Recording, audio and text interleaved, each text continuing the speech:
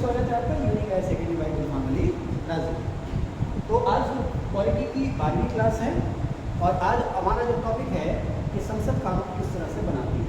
Okay, तो इस चीज़ को बड़े आराम से समझने की कोशिश करेंगे। और आपने वीडियो अगर शुरू कर रही है तो आपको मेरी राय है कि आप मेरे साथ कॉपी पेन लेकर के बैठे हैं। अगर आप कॉपी पेन लेकर बैठ जाते हैं साथ साथ कुछ भी वो लिखते रहते हैं तो आपको इस मीटिंग को दोबारा देखने की जरूरत नहीं पड़ेगी और ना ही स्क्रीनशॉट या अलग से नोट्स की जरूरत आपको पड़ेगी। ठीक है, आप लोग जो मेरे साथ जुड़े हुए हैं वो भी अपना कॉपी पेन निकाल लीजिए, जो चीज़ें मैं एक्स्ट्रा बोलूँ उनको आप ओके। वैसे कानून किस भाषा का शब्द है विकास? कानून फारसी भाषा का शब्द है, जिसे हिंदी में हम कहते हैं विधि, इंग्लिश में लॉ भी कहते हैं और इसी का एक पर्यायवाची वो है अधिनियम। अधिनियम, लॉ, विधि, कानून, सारी की सारी चीज़ें जो हैं वो टेक्स्ट है। अच्छा, यहीं पर एक शब्द आता है संविधान। तो संविधान जो है दो शब्दों से बना है, सम्यक और विधान। सम्यक का मतलब होता है पूरी तरह से सोच समझ। हमने ना कभी सम्यक विचारों पढ़ा कि हर चीज़ के अच्छे और बुरे एस्पेक्ट्स पर हमने गौर किया, उसके हर पहलू पर गौर किया और गौर करने के बाद फिर एक निष्कर्ष निकाला तो गया वो संविधान या संविधि, यानी कि अच्छी तरह से उसके हर पहलू पर सोच समझ कर बनाई गई विधि। तो साहब ये विधि, संविधि, कानून, लॉ, एक्ट, सारी की सारी चीज़ें जो है वो एक सी आई। अब अगर आप यूपीएससी मेंस देने जा रहे हैं तो भी, पीसीएस मेंस देने जा रहे हैं तो भी, यूपीएससी या पीसीएस प्री देने जा रहे हैं तो भी, इसके अलावा कोई भी बड़े एग्जाम आप देने जा रहे हैं तो मेरी वीडियो आपको पूरी तरह से उसमें आपके काम आएगी। ठीक है ना, इसमें प्री भी मिलेगा आपको, इसमें सिलेक्टिव भी मिलेगा, इसमें वोटे भी मिलेगा और एनसी। अगर आपसे मैं इससे सवाल पूछे कि भारत में कानून बनाने की प्रक्रिया में कौन कौन शामिल है तो आप इसका क्या जवाब होगा? वैसे तो इसके बहुत सारे पहलू हैं। भारत में कानून बनाने में प्रमुख भूमिका तो संसद की ही है, लेकिन कानून बनाने में मंत्रिपरिषद का, कैबिनेट का रोल भी है, आम जनता का रोल भी है, समाचार पत्रों का, मीडिया का रोल भी है, राष्ट्रपति का रोल भी है। तो इस चीज़ को यहाँ पर एक क्वेश्चन बनता है कि भारत में कानून बनाने की प्रक्रिया में कौन कौन से अंग शामिल हैं। तो इसी क्वेश्चन को हम लोग समझेंगे और शुरुआत करेंगे कि इसकी जो है कानून बनाने का जो प्रोसेस है ये स्टार्ट कहाँ से होता है। कहाँ से स्टार्ट होता है? ये स्टार्ट होता है कैबिनेट से। अगर कोई भी कानून बनाने के लिए हम संसद में प्रस्ताव रख रहे हैं तो उसके लिए शुरुआत करती है वो कैबिनेट करती है। कैबिनेट की बैठक में प्रपोजल आते हैं कि फला मसले पर, फला मंत्रालय से संबंधित फला मसले पर एक नया कानून बनाना है या जो वर्तमान कानून है उसमें कोई संशोधन करना है, या ऐसा भी हो सकता है कि जो वर्तमान कानून है उसको खत्म करना है। वर्तमान कानून है उसको खत्म करना है। आपने ध्यान दिया होगा कि किसान कानून पास हुए थे तो किसान कानून का देश भर में विरोध हुआ। कुछ समय बाद माननीय प्रधानमंत्री ने उसकी घोषणा कर दी कि सरकार जो है इन कानूनों को वापस ले। तो उन कानूनों को एकदम से वापस नहीं लिया गया, उस कानून क्योंकि वो कानून संसद ने पास किया था तो उसको वापस लेना है या उसको खत्म करना है तो भी संसद ही उसको खत्म करेगी। तो उसको खत्म करने का भी वही प्रोसेस होगा जो उसको बनाने का। तो आपने कोई नया कानून बनाना है या इस समय जो लागू कानून उसको हटाना है या किसी कानून में कोई संशोधन करना है, एक लाइन का या बड़े पैराग्राफ का, तो सभी के लिए एक एक प्रोसेस होगा जिसे कहते हैं संसद में विधान बनाने की प्रक्रिया या कानून बनाने की प्रक्रिया, जो कि आज हमारा टॉपिक है। तो सबसे पहले कैबिनेट इसके लिए प्रस्ताव लाती है, कैबिनेट इसके लिए प्रस्ताव लाती है, कैबिनेट में डिस्कशन होता है, कैबिनेट उस प्रस्ताव को मंजूरी देती है, कहाँ पे ये फला मसला जो है इसको कानून बनाने के लिए संसद में रखा है। अब जब कानून बनाने के लिए प्रोसेस शुरू होता है तो संसद के किसी भी हाउस में प्रपोजल रखा जाएगा। अभी मैं आपको बताऊंगा कि कहाँ कौन सा बिल ऐसा है जो लोकसभा शुरू होगा, कौन सा राज्यसभा शुरू होगा। फिलहाल मैं एक आम बात कर रहा हूँ कि संसद में प्रस्ताव या जो मोशन है वो रखा जाएगा। ध्यान रखना, बिल नहीं है, बिल नहीं, मैंने लिखा है प्रस्ताव, विधेयक, अधिनियम, अधिसूचना। इन तीनों में चारों में अलग अलग थोड़ा सा अंतर है। सबसे पहले कैबिनेट ने प्रस्ताव पास किया कि ये कानून बनाया जाएगा, उस प्रस्ताव को कहते हैं मोशन। वो मोशन जो है वो संसद में रखा जाएगा। ठीक है, अब ये कानून जो होते हैं ना दो तरह के होते हैं, एक निजी कानून और एक सरकारी कानून। तो अभी उससे पहले हम समझते हैं बिल। प्रस्ताव रखा गया या मोशन रखा गया, संसद ने उसको मंजूर कर लिया, किसके लिए? डिस्कशन के लिए। जैसे आप कोर्ट में गए, कोर्ट में आपने कोई पिटीशन डाली, कोर्ट ने कहा ठीक है भी हम इसको सुनते हैं, तो कोर्ट ने आपकी पिटीशन स्वीकार कर ली सुनने के लिए, ना कि आपके फेवर में फैसला दे दिया। समझे ना? तो उसी तरह से संसद ने मान लिया कि ठीक है हम इसको इस पर डिस्कशन करते हैं। अगर आपने राज्यसभा में वो मोशन या प्रस्ताव रखा है तो राज्यसभा सभापति की मंजूरी चाहिए, उस पर चर्चा की। लोकसभा में रखा है तो लोकसभा अध्यक्ष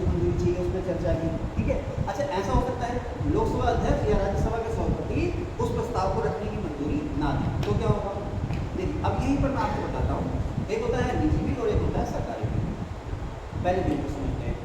अगर संसद ने, लोकसभा अध्यक्ष ने या राज्यसभा सभापति ने उस प्रस्ताव को रखने की मंजूरी दे दी कि ठीक है इसको मंजूरी आपको इस प्रस्ताव को रखने की मंजूरी दी जाती है और इस पर अब चर्चा हम लोग करेंगे, तो जैसे ही पीठासीन ने उस पर चर्चा करवाना स्वीकार कर लिया तो वो जो मोशन है अब वो बन जाएगा। कैबिनेट ने प्रस्ताव पास किया, वो प्रस्ताव संसद में रखा गया, संसद ने कहा ठीक है इस पर चर्चा करेंगे, तो मोशन हो गया अब बिल, जिसको हम कहते हैं विधेयक। ये लिस्ट हो जाएगा, ये संसद की कार्यवाही में लिस्ट हो जाएगा कि फला बिल है, यहाँ पर वो कानून बनाने के लिए आ गया। तो मोशन की, अब हम मोशन की बात नहीं करेंगे, अब हम बात करेंगे बिल की। तो साहब संसद ने बिल को चर्चा के लिए स्वीकार कर लिया, अब उस पर चर्चा होगी, डिस्कशन होगा, ठीक है। अब यहाँ पर दो तरह के बिल होंगे, मैंने लिखा भी है यहाँ पर, सरकारी बिल और गैर सरकारी बिल। सरकारी बिल या लीगल बिल, गवर्नमेंट बिल या प्राइवेट, इन दोनों में क्या अंतर होता है? देखिए, जब संसद में किसी कानून को बनाने के लिए कोई बिल सरकार के कोई मंत्री के द्वारा रखा जाए, चाहे प्रधानमंत्री हो, उप प्रधानमंत्री हो, चाहे कैबिनेट स्तर का मंत्री हो, राज्य मंत्री हो या राज्य मंत्री स्वतंत्र प्रभार हो, जब कोई बिल किसी भी हाउस में किसी मंत्री द्वारा रखा जाएगा तो उसे कहेंगे हम सरकारी बिल। और जब कोई बिल किसी कानून को बनाने के लिए मंत्री के अलावा किसी आम सदस्य द्वारा रखा जाएगा, चाहे वो लोकसभा का सदस्य हो या राज्यसभा का सदस्य हो, चाहे वो रूलिंग पार्टी का हो चाहे वो अपोजिशन पार्टी का हो, समझ रहे ना, वो एक सामान्य सदस्य होना चाहिए, चाहे उस पार्टी का हो जिसकी सरकार है या उस पार्टी का हो जिसकी सरकार नहीं, ऐसे में बिल कहलाएगा वो।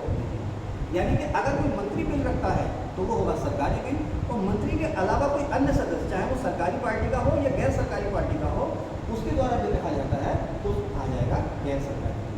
और ध्यान रखिएगा, मैंने यहाँ लिखा नहीं है कि किसी भी बिल को संसद में रखने से पहले पीठासीन को सूचना देनी पड़ती है। अगर सरकारी बिल है यानी सरकार के द्वारा या मंत्री के द्वारा रखा जा रहा है तो बिल को रखने से पहले 7 दिन पहले सूचना देनी होगी। किसको? लोकसभा में रखा जा रहा है तो लोकसभा सचिवालय को, और राज्यसभा में रखा जा रहा है तो राज्यसभा सचिवालय। 7 दिन पहले सूचना देनी होगी कम से कम, और अगर वो निजी बिल है तो उसे हाउस में रखने से पहले कम से कम 1 महीना पहले सूचना देनी, ये नियम। ओके, ठीक है साहब। अब मोशन रख दिया गया पार्लियामेंट में, पार्लियामेंट ने कहा ठीक है इसमें डिस्कशन करते हैं, डिस्कशन के लिए पार्लियामेंट जारी हुई, अब उसने शक्ल लेनी किसकी? बिल की या विधेयक, हिंदी में उसको कहेंगे विधेयक। अब उस पर डिस्कशन, अब देखिए यहाँ पर एक शब्द आता है कि किसी भी कानून को बनाने के प्रोसेस के दौरान संसद में कितनी बार डिस्कशन होता है। हिंदी में इसके लिए एक शब्द आता है वाचन, हिंदी में इसके लिए एक शब्द आता है वाचन। तो आमतौर पर किसी भी कानून को संसद में पास करने की प्रक्रिया के दौरान 3 वाचन होते हैं, पहला, दूसरा और तीसरा, 3 डिस्कशन होते हैं। पहला वाचन वो है जब वो जो बिल को था मोशन की शक्ल में संसद में रखा गया, संसद ने कहा ठीक है इसको हम डिस्कशन के लिए मंजूरी दे, डिस्कशन के लिए तैयार है। अच्छा, यहीं पर एक बात बताता चलूँ आपको, बात समझ आ रही है? यही मैं बात बता रहा हूँ, अगर संसद यानी कि संसद माने लोकसभा अध्यक्ष या राज्यसभा सभापति किसी बिल को या किसी मोशन को रखने से मना कर दे, आमतौर पर अगर वो सरकारी बिल होगा तो उसको लोकसभा अध्यक्ष या राज्यसभा सभापति मना नहीं करेंगे, आमतौर पर मना नहीं करेंगे, ठीक है ना। आमतौर पर अगर वो निजी बिल होता है तो उसको अक्सर मना कर दिया जाता है। बहुत सारे सदस्य होते हैं वो एक बिल का प्रपोजल ले आते हैं, जैसे भी आपने देखा होगा ना वो महिला आरक्षण बिल था ना, महिला आरक्षण बिल, मैंने अपनी वीडियो उसके बारे में डिटेल में बताया, वो देखिए जरूर, प्लेलिस्ट में है, महिला आरक्षण बिल के बारे में है। महिला आरक्षण बिल जो है संसद में सबसे पहले एक निजी बिल के रूप में रखा गया, एच.डी. देवेगौड़ा उनके समय कोई मैडम दंडवते हैं, दंडवते, मैं पूरा नाम उनका बोल रहा हूँ, कोई मैडम दंडवते हैं, उनके द्वारा रखा गया था निजी बिल के ऊपर, ठीक है। चलिए आइए आपको, तो अगर किसी सरकारी बिल को या निजी बिल को चेयरपर्सन यानी लोकसभा अध्यक्ष या राज्यसभा सभापति रखने से ही मना कर दे तो क्या होगा? तो ऐसे में जिसने उस बिल को रखा है वो चेयरपर्सन से मांग कर सकता है कि साहब इस पर मत विभाजन कराया जाए। देखो पॉलिटिकल साइंस में शब्द आता है मत विभाजन, मत हमारे दिमाग का विभाजन नहीं, वोट होगा, इस पर मत विभाजन कराया जाए, इसका मतलब ये है इसमें वोटिंग कराई जाए। यानी कि मैं ये प्रपोजल रख रहा हूँ और आप हाउस में वोटिंग कराइए कि कितने लोग इस बिल को रखने की फेवर में हैं और कितने लोग इस बिल को रखने की फेवर में नहीं है। अगर मेरी फेवर में ज़्यादा है यानी कि मत विभाजन में ये बात होता है कि ज़्यादातर लोग बिल को रखने की फेवर में हैं तो चेयरपर्सन को उस बिल को रखने की मंजूरी देनी पड़ेगी। अगर नहीं देगा तो उसके खिलाफ उसका प्रस्ताव तैयार है। अगर लोकसभा अध्यक्ष या राज्यसभा सभापति कह रहे हैं इस बिल को हम नहीं रखने देंगे, है ना, और विपक्ष या कोई आम सदस्य जो है मत विभाजन में आम आम हो गया, कैसे लोग इस बिल को रखेंगे, इसका मतलब क्या है, लोकसभा अध्यक्ष या राज्यसभा समिति पर सदन को विश्वास नहीं है, जाहिर सी बात उसको, अब उसके खिलाफ जो प्रस्ताव आएगा उसको हटना पड़ेगा। तो खैर मुद्दा यह है कि अगर किसी सदस्य के बिल को चर्चा के लिए रखने से नामंजूर किया जाता है तो मत विभाजन की मांग कर सकता है, वोटिंग की मांग कर सकता है। ओके चलिए साहब, अब उस पर अब जो पहला जो वाचन था, जो पहला डिस्कशन था, उसका प्रोसेस ये था कि संसद ने उसको चर्चा के लिए मंजूर किया। अब जब चर्चा के लिए मंजूर कर दिया तो उसमें कई सारे चीज़ें आप हो सकती हैं, कई सारे के प्रोसेस हो सकते हैं। आमतौर पर होता यह है, देखो हमारे यहाँ 543 लोकसभा के मेंबर और लगभग 200 कितने 245 245 राज्यसभा के मेंबर, ये सब मिलाकर के लगभग 800 के आसपास मेंबर हो जाते हैं। और इन सभी की जिम्मेदारी है इस बिल पर डिस्कस करना, जो भी बिल लाया गया है उस बिल पर डिस्कस करना। 800 लोग, आपने सब सुना होगा, एक कहावत सुनी होगी, ज़्यादा जोगी मठ उजाड़, ज़्यादा जोगी मठ उजाड़। इसका मतलब क्या है कि अगर कहीं बहुत सारे विद्वान एक साथ बैठ जाएँ तो उनमें किसी मसले पर एक राय होगी। एक तो ये बात है। दूसरी बात ये है कि 800 लोग अगर उसको अपनी राय देंगे तो एक ही कानून को बनाने में बहुत सारा लंबा समय लगेगा। तो इसके लिए हमने ना अपनी पार्लियामेंट में कुछ मेंबर लोकसभा से, कुछ मेंबर राज्यसभा से लेकर अलग अलग कमेटियाँ बनाई हैं। ये रक्षा मंत्रालय कमेटी, ये वित्त मंत्रालय कमेटी, ये विधि मंत्रालय कमेटी, ये गृह मंत्रालय कमेटी, अलग अलग मंत्रालयों से संबंधित हमने कमेटियाँ बनाई हैं। उसमें कुछ मेंबर लोकसभा के होते हैं, कुछ मेंबर होते हैं राज्यसभा के। इन समिति को हम कहते हैं कि मंत्रालय से संबंधित प्रवर समिति या तदर्थ समिति या एडहॉक समिति, ठीक है ना, मंत्रालय से संबंधित प्रवर समिति। इस समिति का काम क्या होता है कि किसी मंत्रालय से संबंधित जो बिल हाउस में रखे गए हैं या संसद में रखे गए हैं, ये लोग उसको आराम से इन्वेस्टिगेट करते हैं, उसकी जांच करते हैं। आज दिन लगे संसद में, उस पर डिस्कशन हो गया।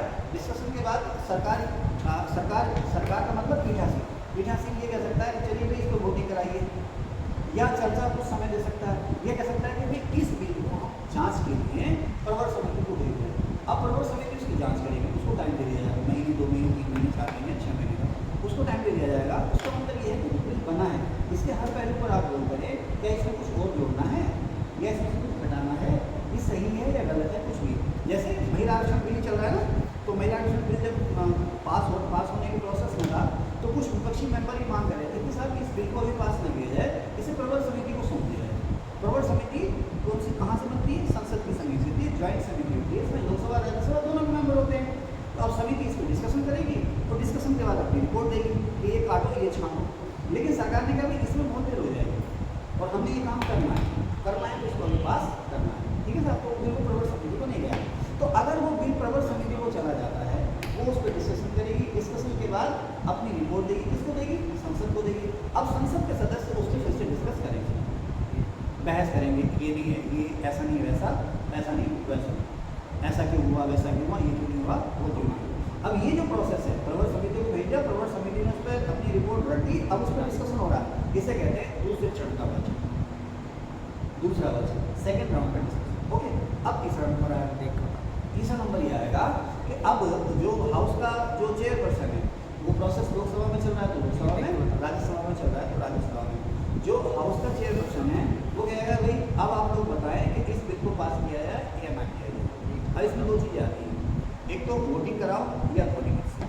हिंदी में एक शब्द आता है कि बिल को या किसी प्रस्ताव को या तो ध्वनि मत से पास कराओ या ना पास कराओ या फिर वोटिंग से पास कराओ। अब आप समझते हैं ध्वनि मत क्या होता है, वोटिंग तो आप समझती हैं, बिल पर डिस्कशन हो गया, सारा हो गया। मान लीजिए लोकसभा में तो लोकसभा अध्यक्ष कहेगा कि भाई सदस्य आप ये बताएं कि इस बिल को पास किया जाए ना किया जाए, कोई एक राय नहीं होगी, ठीक है भाई इस पर वोटिंग कर लीजिए। तो वोटिंग होगी तो उसमें हाथ खड़े किए जाएंगे, उसमें हाथ खड़े किए जाएंगे। लोकसभा अध्यक्ष कह रहा है जो लोग इस बिल के फेवर में वो हाथ खड़ा करेंगे, तो उन्होंने हाथ खड़ा कर दिए। लोकसभा अध्यक्ष उनकी गिनती करेगा कि भाई साहब इसके फेवर में 250 लोग हैं, 250 लोग, ठीक है सर, है ना। अब लोकसभा अध्यक्ष कहेगा कि भाई जो लोग इस बिल की फेवर में नहीं है वो हाथ खड़ा करेंगे, वो भी हाथ खड़े करेंगे। तो साहब उसमें गिनती आई 245, तो बिल की फेवर में ज़्यादा लोग हैं। लोकसभा अध्यक्ष ने गिनती करी और कहा कि बिल की फेवर में ज़्यादा लोग हैं, बिल पास हो, बिल जो है वो पास हो गया। लेकिन अब इसमें अक्सर ऐसा होता है, बजाय गिनती करने के लोकसभा अध्यक्ष राज्यसभा सभापति कहता है भाई इसमें हम जो फैसला करेंगे वो ध्वनि मत से करेंगे।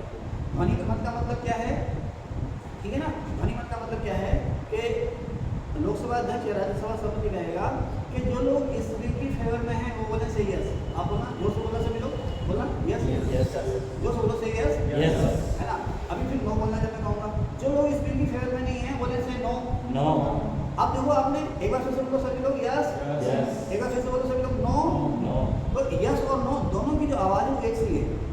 जितनी भारी यस की आवाज़ थी उतनी भारी नो की आवाज़ है, क्योंकि मैंने कहा सभी यस बोलो, सभी ने यस बोला, मैंने कहा सभी नो बोलो, सभी ने नो बोला। लेकिन अगर मैं ये कहूँ कि इस चीज़ के फेवर में जो है वो बोले यस, तो 2-4 लोगों ने बोला यस, है ना। फिर मैंने कहा इस चीज़ की फेवर में जो नहीं है वो बोले नो, कुछ ने बोला नहीं।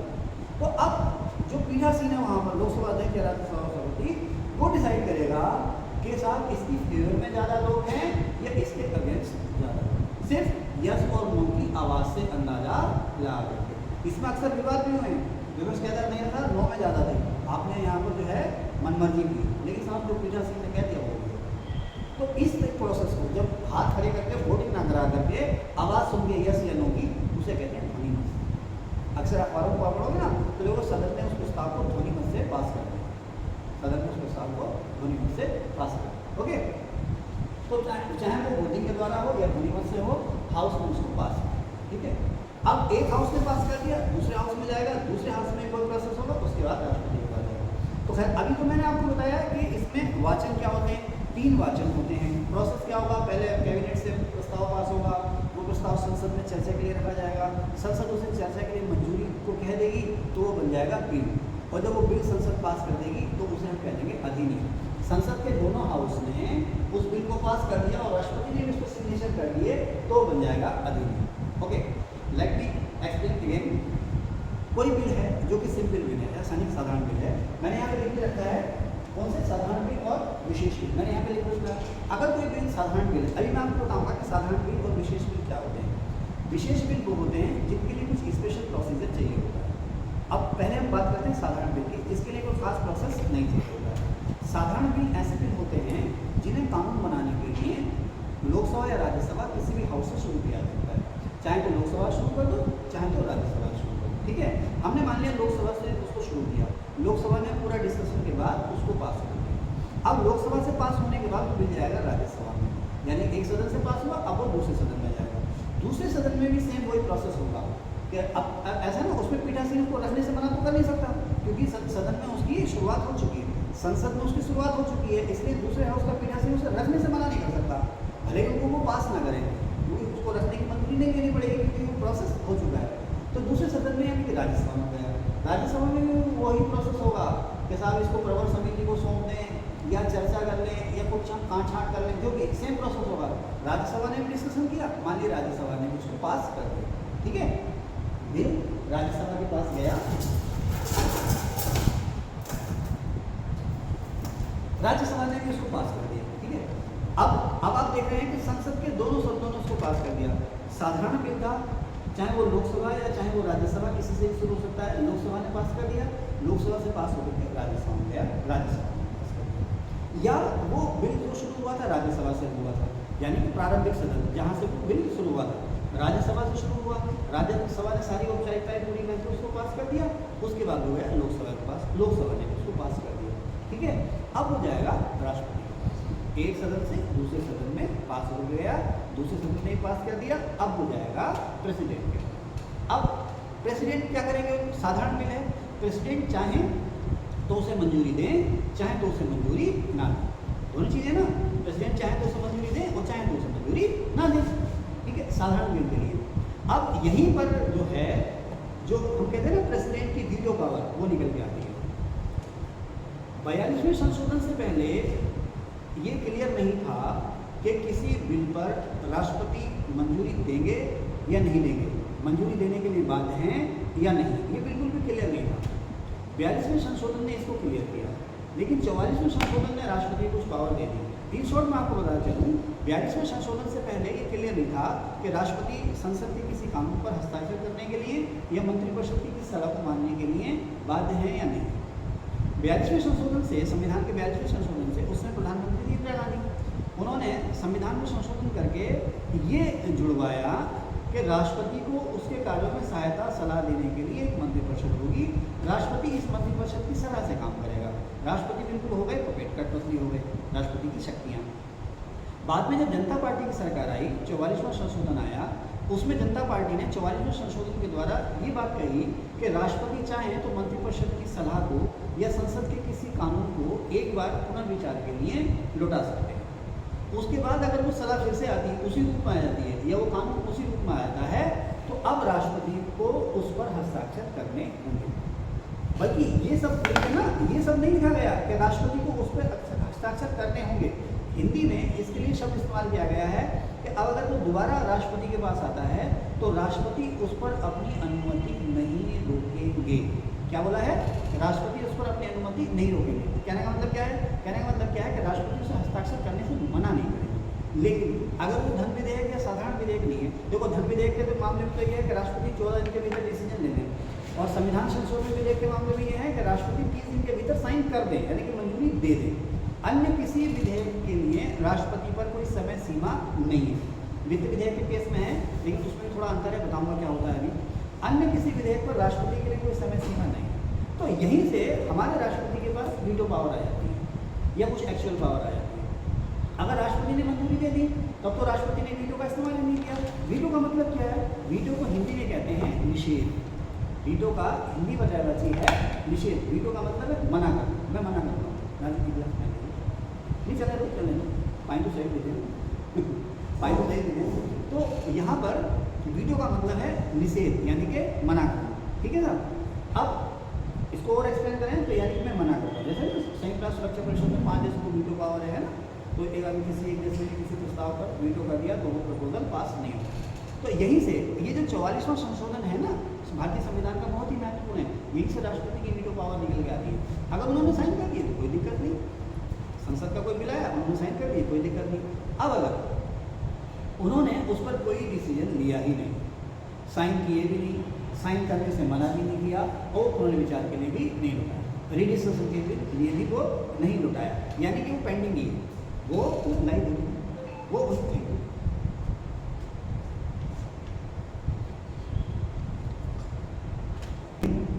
ठीक है ना, समझ है ना?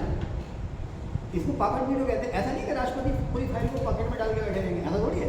इसका नाम आ गया पॉकेट वीटो। पॉकेट वीटो का मतलब ये है कि राष्ट्रपति के पास मंत्रिपरिषद की कोई सलाह आई या संसद का कोई विधेयक आया, राष्ट्रपति ने उसको कोई डिसीजन लिया नहीं, 14 दिन, महीना, 2 महीने हो जाएगा, लेकिन राष्ट्रपति ने उसको कोई डिसीजन नहीं लिया, इसको हम कहते हैं पॉकेट वीटो।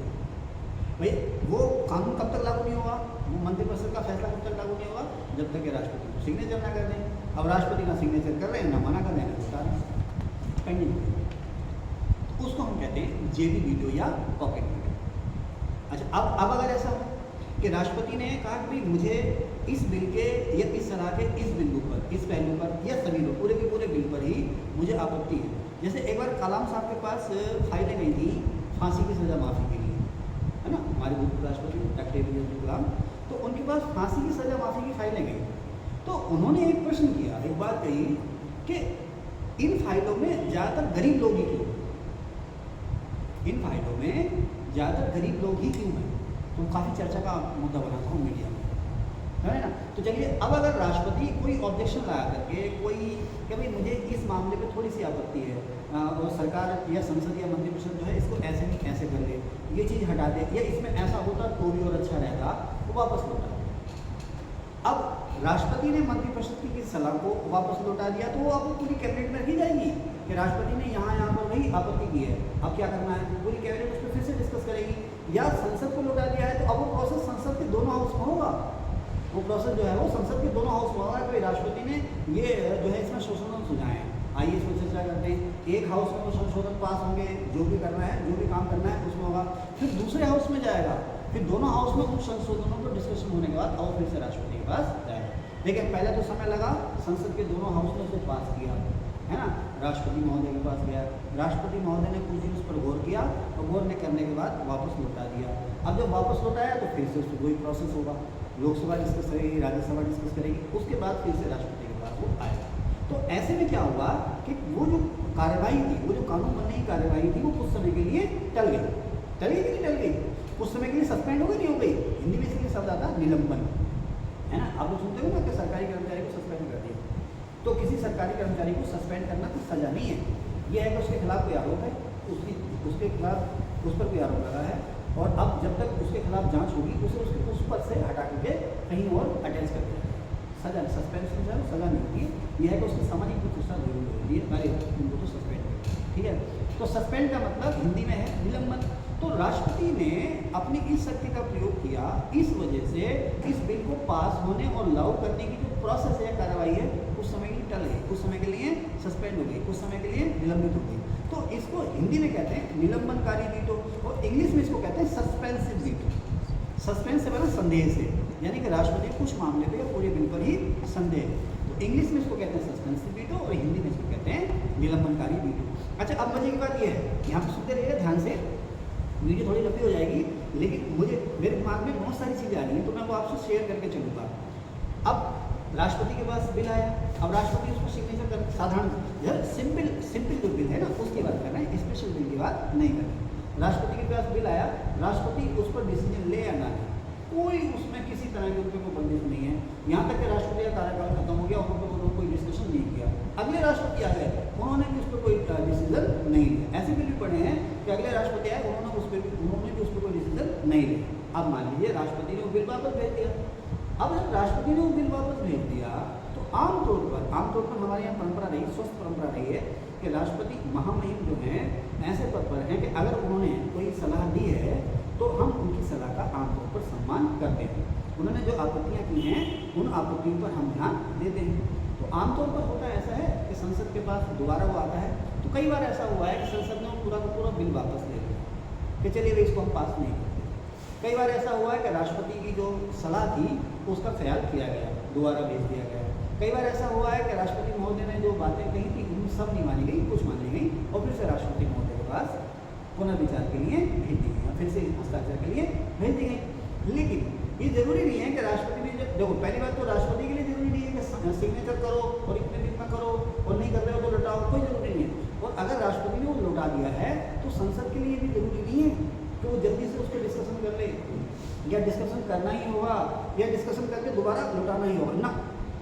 संसद चाहे तो उसको वापस ले ले, संसद चाहे तो उस पर लंबे समय तक कोई गौर ही ना करे, डिस्कशन करे ही ना, और संसद चाहे तो उसे ऐसे कैसे वापस लौटा दे। संसद चाहे तो राष्ट्रपति की जो सिफारिशें थी उन पर अमल कर ले, चाहे तो किसी सिफारिश को ना माने और चाहे तो उस पर कोई कार्रवाई करेगा, ठंडे बस्ते में डाल दे उसको, चाहे उसे वापस दे, हर कोई सिफारिश सरकार उस बिल को वापस भी ले सकती है। ऐसा नहीं कि राष्ट्रपति ने पुनर्विचार के लिए उठा दिया तो अब इसको पुनर्विचार करना ही पड़ेगा, ऐसा नहीं, ठीक है ना।